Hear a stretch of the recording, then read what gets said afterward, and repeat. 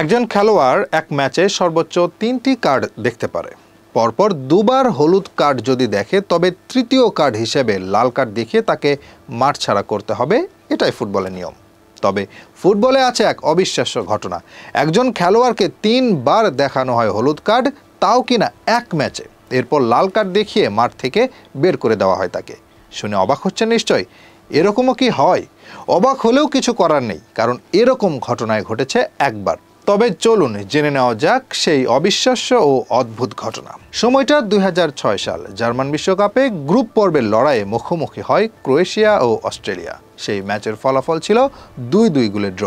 তবে ম্যাচের ফলাফল ছাপিয়ে আলোচনার প্রাঙ্গণে মূলত এই একজন খেলোয়াড়কে দেওয়া 3টি হলুদ কার্ড। তার নাম জোসেফ সিমোনিক। এই অদ্ভুত কাণ্ড ঘটান ইংলিশ রেফারি গ্রাহাম পল। অদ্ভুত কাণ্ডে শুরু হয় ম্যাচের 62 মিনিটে। প্রথম হলুদ কার্ড দেখানো হয় জোসেফ সিমোনিককে। প্রতিপক্ষের একজন খেলোয়াড়কে ফেলে দেন তিনি। ম্যাচের 90 মিনিটে দেখেন দ্বিতীয় হলুদ কার্ড। এবার ফেলে দেন দুজন খেলোয়াড়। তার একটু পর আবারও তাকে দেওয়া হয় আরও একটি হলুদ কার্ড এবং সেই হলুদ কার্ড দেখানোর পর লাল কার্ড দেখিয়ে মাঠ ছাড়া করেন তাকে। এই ঘটনা নিয়ে মাঠে কোনো আলোচনা হয়নি, কারণ জোসেফ সিমোনিক কোনো পরিচিত খেলোয়াড় না হওয়ায় তাকে যে 3বার হলুদ কার্ড দেওয়া হয়েছে সেটা ধরতে পারেনি অস্ট্রেলিয়া, যা আলোচনায় আসে খেলা শেষ হওয়ার পর। মূলত কী কারণে এরকম ভুল করেছিলেন গ্রাহাম পল, সেই ঘটনা স্বাভাবিকভাবে উঠে আসে সবার মনে।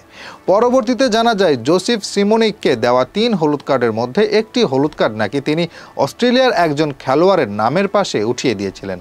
আর সে কারণে নাকি সেদিন লাল কার্ড দেখে বের হতে 3বার ইয়েলো কার্ড দেখানো হয় তাকে।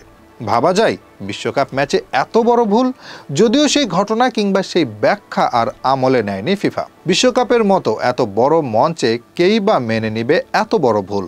এটার জন্য তার শাস্তিও হয়েছিল বেশ বড়।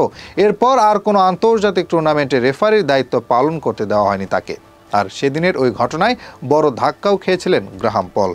ক্যারিয়ারে 1500-ও বেশি ম্যাচে দায়িত্ব পালন করা সেই রেফারি সেই ম্যাচের পর বিদায় জানান আন্তর্জাতিক ফুটবলে রেফারির দায়িত্বকে। ওই ঘটনায় ব্যক্তিগতভাবে প্রভাব ফেলে তাকে। এর আগে বেশ প্রশংসা কুড়িয়েছিলেন নিজের কাজের জন্য। তবে ওই এক ঘটনা বদলে দেয় সব কিছু। পরবর্তীতে 2007 একটি চ্যাম্পিয়নশিপের প্লে অফ ম্যাচের দায়িত্ব পালনের মধ্য দিয়ে রেফারির চাকরিকেই বিদায় জানিয়ে দেন তিনি।